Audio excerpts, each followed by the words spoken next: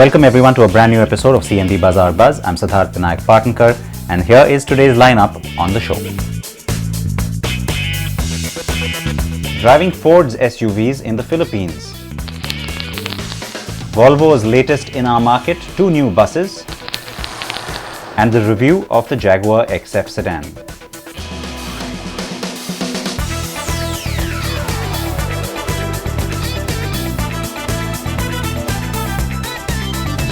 So first up, let's get straight to those SUVs. Now Ford's got a formidable SUV range all across the world, and in many markets it does very well with that entire portfolio. In India, we get just 2 of them, the one at perhaps 2 ends of the spectrum in the Asia Pacific region. So you've got the EcoSport and you've got, of course, the Endeavour, which is called Everest in other markets. So Amir Naik spent some time with all these SUVs, and of course the Endeavour in particular, and had a blast because they got to experience some really cool terrain down in the Philippines.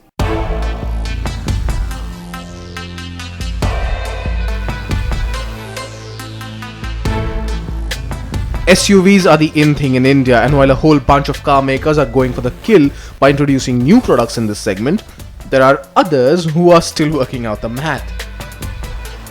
SUVs, though, are not new to Ford, considering it's been making them for decades in the United States and was among the first to drive in with a sub 4 meter EcoSport in India.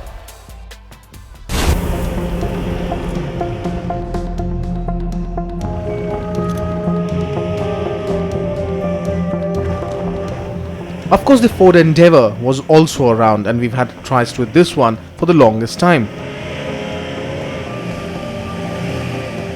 And this year at the 2017 CNB Awards, it impressed our jury so much that it took home SUV of the Year award. And the SUV of the year, the Ford Endeavour. A well-deserved one at that. Driving the Endeavour on road in India is one thing,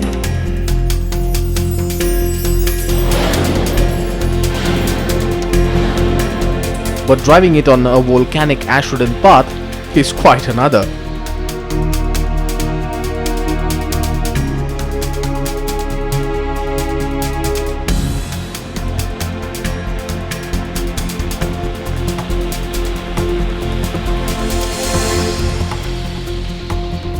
Well, we are standing in the same spot where Mount Pinatubo erupted in 1991 and created this beautiful lahar bed, where we have taken the Endeavour out for a spin.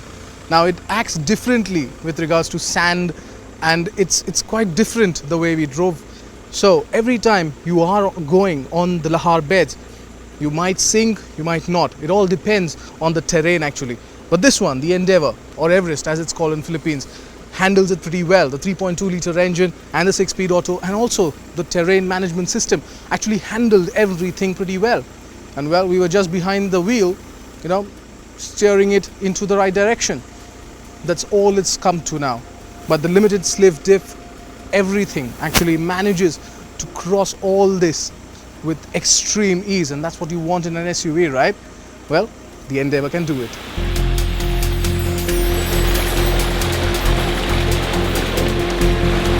Trust us when we say it was difficult to drive. Sometimes there was traction and sometimes nothing.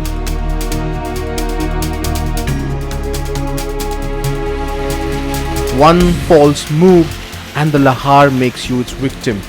But the advanced electronics on the Endeavour made things easier, and we just glided over everything.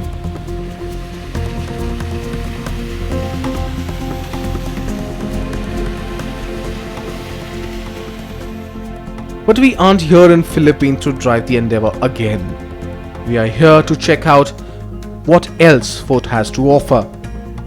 Among the SUVs under consideration for the Indian market is the Kuga or Escape, which has done very well for Ford in emerging markets.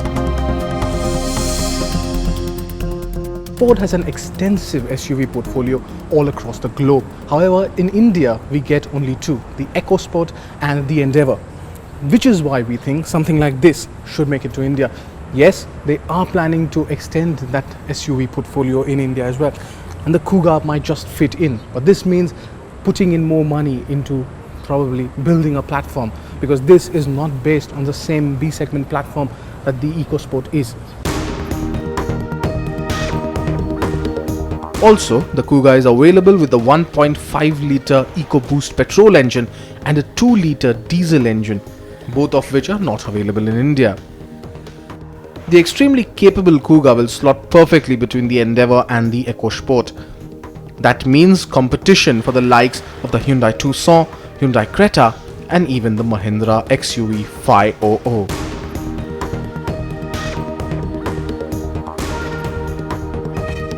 Another car which could make things a bit more interesting is the Explorer, and yes, we got to drive that one too.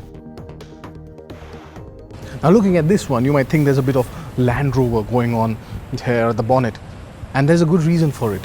Well, it looks more like the Evoque because the Evoque was the last car that was designed by Ford. So yes, all this makes sense, and it actually brings out the premiumness of that car. And this actually looks fantastic looking. It's filled to the brim with features inside, and you can't really imagine anything else better to drive on roads like these. Will it come to India? No, it won't.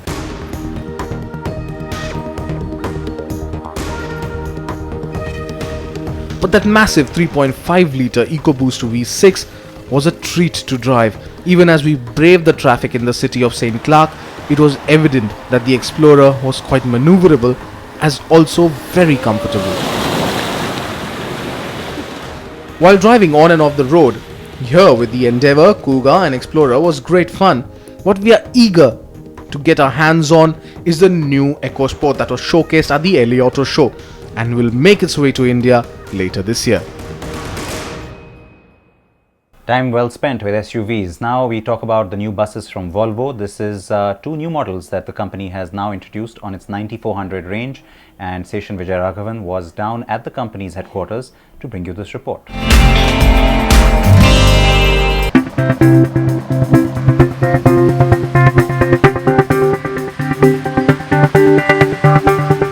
It's been over 15 years since Swedish commercial vehicle maker Volvo entered the Indian market with its fleet of luxury buses and almost single-handedly changed the way Indian bus passengers prefer and expect to travel. It started exporting buses from 2015 to Europe, and there's been a significant investment of 400 crore rupees in the company's Hoskote plant, and now with two new models to its 9400 coach lineup, Volvo has expanded its lineup. The first bus is a smaller 12-meter 9400 coach. It comes with an all-new 8-litre engine that makes 330 brake horsepower and is mated to a 6-speed manual gearbox as standard. The new engine is Euro 4 compliant and has been developed in India at Volvo and Eicher Motors Pithampur plant in Indore. Along with the 12-meter coach, Volvo has also introduced a bigger 14.5-meter coach. This multi-axle bus comes with 11-litre diesel engine that is Euro 4 compliant and churns out 410 brake horsepower. This engine is mated to Volvo's 12-speed I-Shift AMT gearbox and is a lot more luxurious.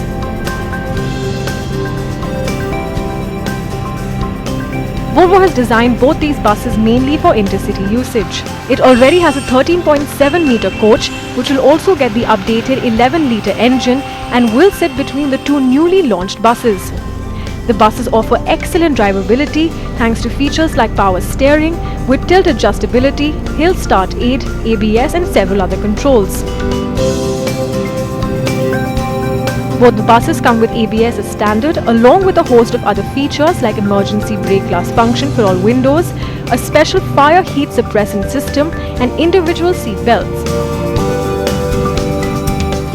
In fact, the 14.5-meter coach was equipped with a 3-point seat belt for all seats. So we know that Volvo takes safety very seriously.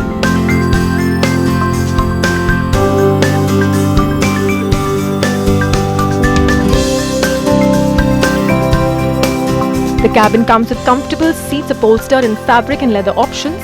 Owners can also offer a chemical toilet, pantry with coffee maker, reclining seats with individual USB charging ports which add to the convenience.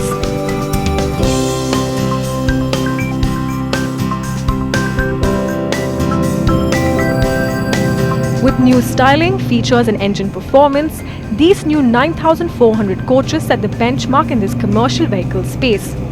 Currently, the company faces competition from the likes of Scania and Mercedes-Benz. Volvo's 9400 range is priced in India between 80 lakh rupees to 1.3 crore rupees.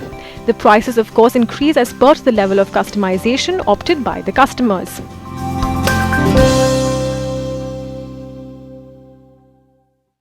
As always, it's time for a commercial break here on the program, but stay with us. We have lots coming your way, including the answers to some of your questions.